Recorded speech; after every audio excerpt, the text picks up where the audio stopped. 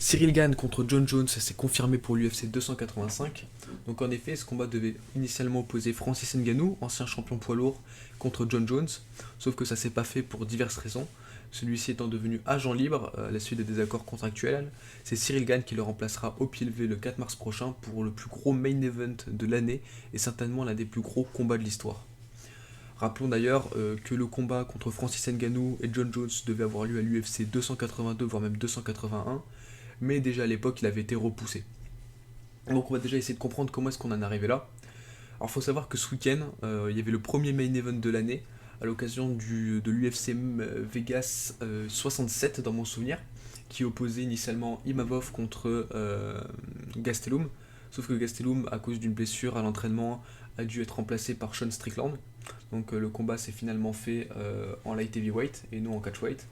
Donc Imavov, classé 12ème de la catégorie middleweight, du coup a pu bénéficier de Strickland, classé 7ème, ce qui, en cas de victoire, l'aurait propulsé vers un combat qui aurait précédé un title shot. Sauf que finalement, il s'est incliné par décision face à Strickland, qui est quand même un très très très très très gros combattant.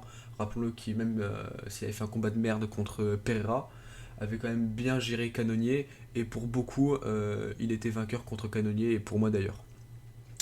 Donc ce week-end, on avait donc cette UFC. Imavov s'est incliné face à Strickland, sauf que avant le combat, on a Cyril Gane qui sur Twitter a call out John Jones, et il a aussi fait sur Instagram, et lui a dit bah écoute, où es-tu John Jones, je t'attends, je suis libre en mars. À mon avis, il devait savoir que Ngannou ne re-signerait pas l'UFC, et donc qu'il était totalement légitime de demander ce combat, pour la simple et unique raison qu'il a confirmé sa place de numéro 1 lors de l'UFC Paris le 4 septembre dernier, quand il a battu Tai Tuivasa par TKO. Et voilà, donc ce matin on a eu l'agréable surprise de voir le combat confirmé par l'UFC. Et en plus de ça, logiquement, on a la ceinture en jeu, donc on peut pas espérer mieux, on va dire. Donc faisons rapidement un petit tour des deux protagonistes. Donc pour commencer, on a John Jones, qui est considéré comme le GOAT, hein, par beaucoup et par moi aussi. Alors il a un bilan de 26 victoires pour une défaite, même si la défaite est largement discutable parce qu'elle s'est faite par disqualification. Il était totalement en train de mener, l'autre personne rampait au sol, mais il a mis des coups de coude illégaux, par conséquent il s'est fait disqualifier. Donc pour moi cette défaite je ne la compte pas, donc j'aimerais bien mettre 26-0.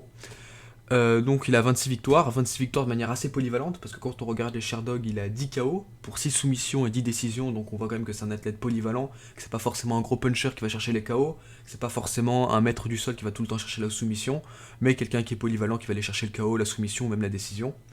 Et sur ces 5 derniers combats, malgré qu'il y ait eu un no contest à cause de prise de produits dopants, on a eu 4 décisions et un KO sur Alexander Gustafsson. En ce qui concerne Cyril Gane, quant à lui, il est à 11 victoires pour une défaite. Dernière défaite donc avant l'UFC Paris. Donc il y avait eu un combat le 22 janvier contre Francis Ngannou pour la ceinture. Il s'était incliné face à Francis Ngannou par décision, malgré les deux premiers rounds qu'il a bien gérés. Donc 11 victoires aussi polyvalentes pour lui, parce qu'on est à 5 KO, enfin KO TKO pour 3 soumissions et 3 décisions, donc un peu polyvalent, un peu le même type que John Jones. Donc comme je l'ai dit, son dernier combat, victoire sur Tai Tuivasa par TKO au troisième round. Donc, en fait, ce qui est bien avec ces deux gros combattants, c'est qu'en fait, ce sont deux gros techniciens. Hein, parce que les points forts de Jones vont principalement être la lutte, la technique et le fight IQ. Sauf qu'on a un certain problème avec John Jones, avec cette montée de catégorie de camp heavyweight, ce qui pourrait maintenant devenir des points faibles. C'est qu'en fait, il a passé 3 ans sans combattre. Son dernier combat, je crois que c'était en février 2020, un peu avant le Covid. Et le fait qu'il monte de catégorie, donc il fait carrément plus 20 kilos, parce qu'à mon avis, il va arriver au combat, il va être entre 110 et 113 kilos tout au plus. Et par conséquent, avec plus 20 kilos, on bouge pas de la même manière, on n'a pas le même cardio, donc c'est pas sûr qu'il agisse comme il agissait en light heavyweight. Et qui plus est, c'est pas un poids lourd naturel, contrairement à Cyril Gane. À Cyril Gane qui, en point fort, a justement le striking, le fight IQ, les déplacements, parce que rappelons-le, il se déplace comme un welter et non comme un poids lourd. Il a des combats réguliers.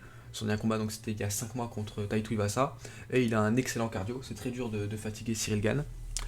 Et voilà. Néanmoins, ce qui pourrait être un très gros point faible contre Jones, c'est sa lutte. Parce que rappelons-le, Jones, c'est un excellent lutteur. C'est même le premier à avoir mis takedown d'ici. Il a même mis 3 fois takedown.